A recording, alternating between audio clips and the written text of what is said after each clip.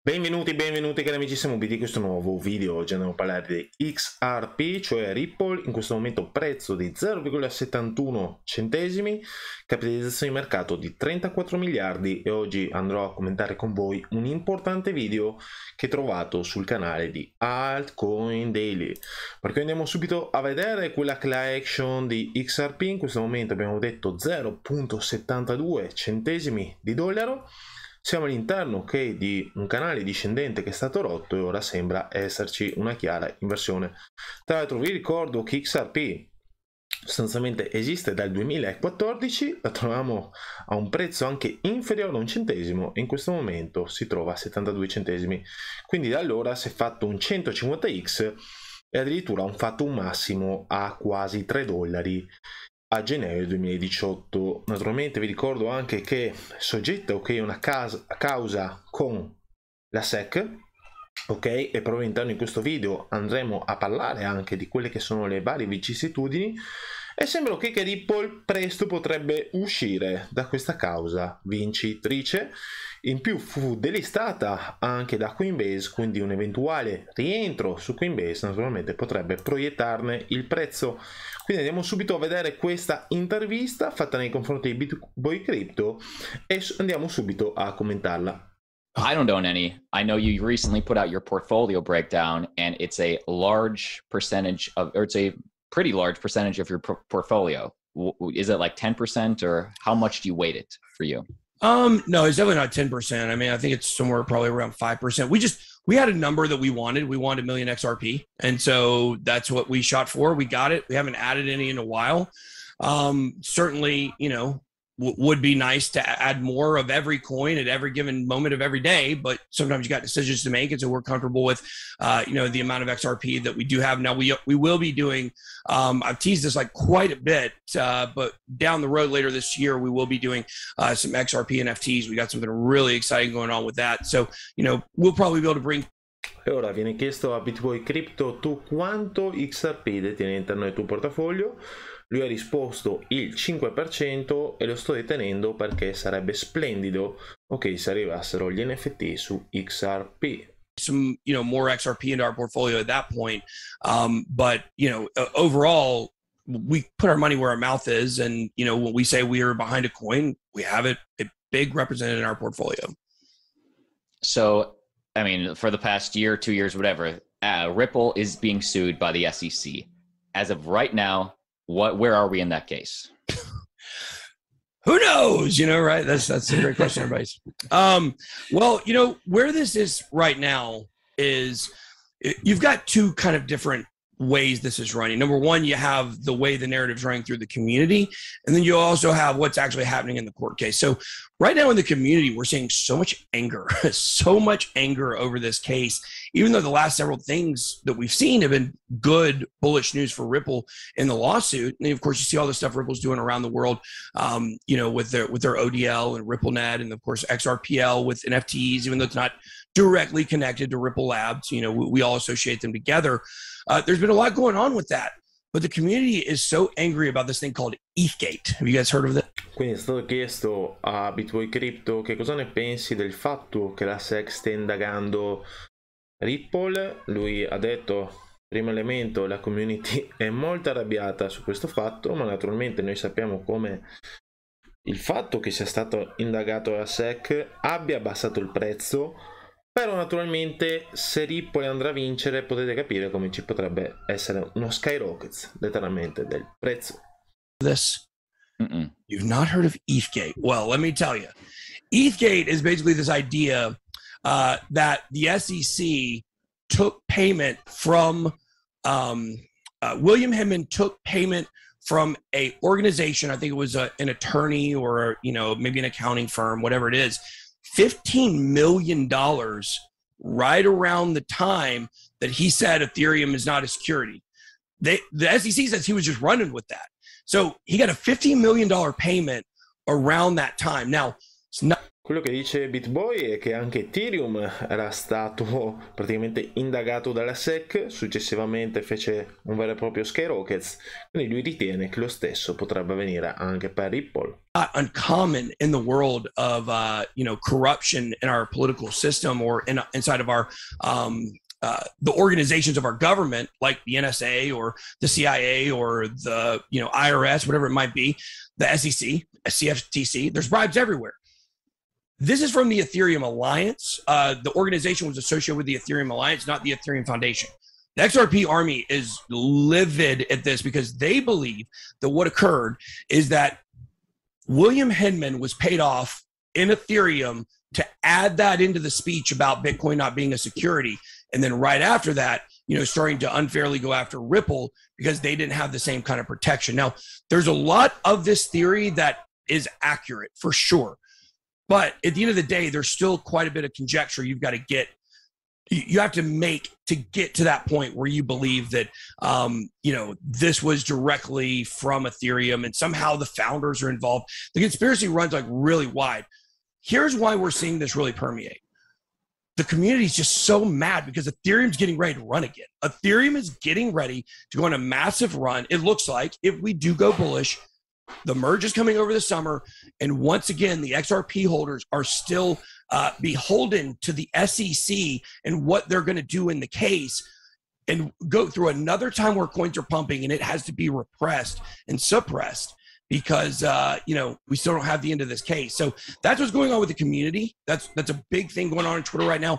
Outside of that, with the court case, we've been seeing a lot of wins for Ripple. They were approved to run what's known as the fair notice defense, meaning that basically the SEC did not give them notice that they were in danger of being a security, and all the correspondence back and forth that they had with them, going back to 2013, 2014.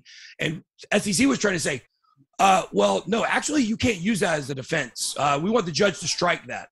Well, now that the judge did not strike that, it's granted Ripple's ability to represent themselves from a fair notice standpoint. We know they did not get fair notice. In fact, they were given like very confusing cues from the SEC. So now to me, like there's no way that this doesn't end in a settlement.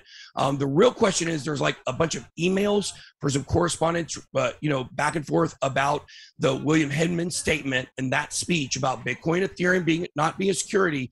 And if we see the internal documents about that will be the end of this case because, supposedly those are smoking guns that, the SEC did not decide to consider Ripple to be a possible security until Jay Clayton is heading out the door in his last week.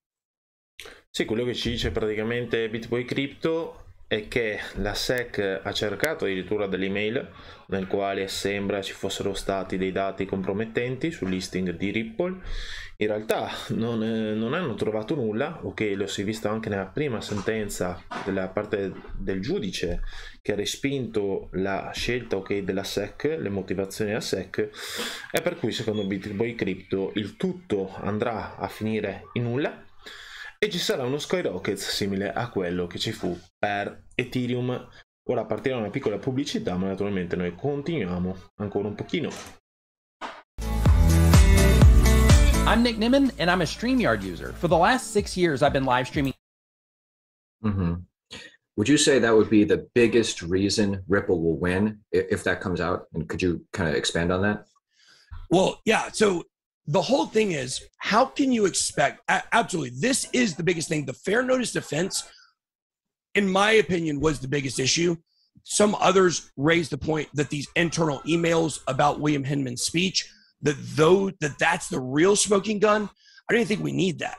All we need to know is Ripple did not receive any notice from the SEC, even though they were having correspondence back and forth about the sale that they were going to do, that they were possibly skirting into security, where they could be considered a security or an illegal token sale.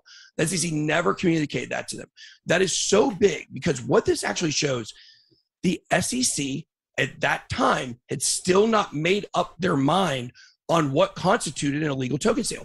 And how can you possibly be expected as a company to know whether or not you're conducting an illegal token sale if the governing body that decides what is legal and what is illegal in this space doesn't even know if it's illegal or illegal, even though they have all the details? So the fact is, the SEC, there is no precedent to show at any given moment that during the time the sale was beginning, that Ripple was going to consider, or excuse me, that Ripple or XRP was going to be considered a security by the SEC. There's nothing to show that.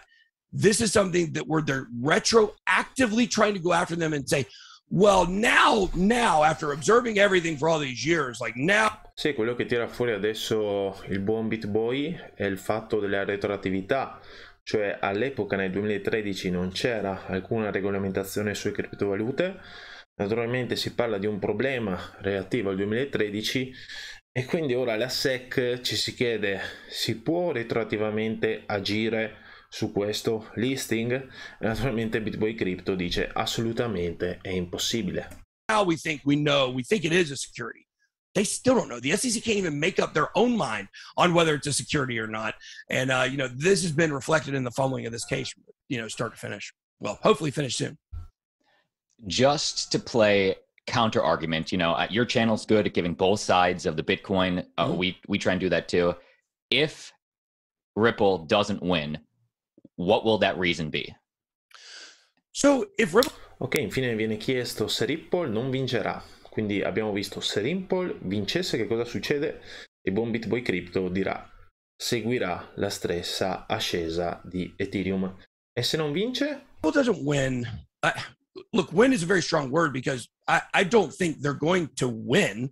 I think there will be a settlement, and part of that settlement language will be XRP will not be considered a security. So we will have that going forward, which clears up a lot and allows all these exchanges to, relist it and things like that. But if this were, because I do warn my audience, don't go all in on any one coin.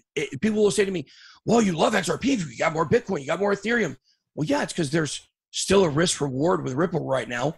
We don't have the end of the case. And who knows, this could go out for, 4 or 5 more years. I don't think it will. I mean, I think it'll be finished this year, but it could, hypothetically, something could change. We could get some new information that we've never seen before and didn't see coming. And that could change things. Now, I don't think it's going to happen. I give it, honestly, about a 0.1% chance. So out of 1,000 times, that we would see something, that we would see this case play out, like maybe one of those times something might happen where it goes the other way. The track record of this case so far has been, there's no way they're going to lose. The judges ruled almost everything in favor of Ripple. Very few have gone the way of the SEC, which is very unheard of in these kinds of cases. So I want to be clear about that. But if, worst case scenario, something happened and the SEC, let's just say they decide to pull a fast one, they say, nope, they talk to the judge, they showed the judge something that says, well, I guess you're right, it is a security. That would mean Ripple would no longer be tradable in the United States. These exchanges are not going to relist it. Coinbase is not going to relist it. And that is one unlikely scenario, a scenario that does exist.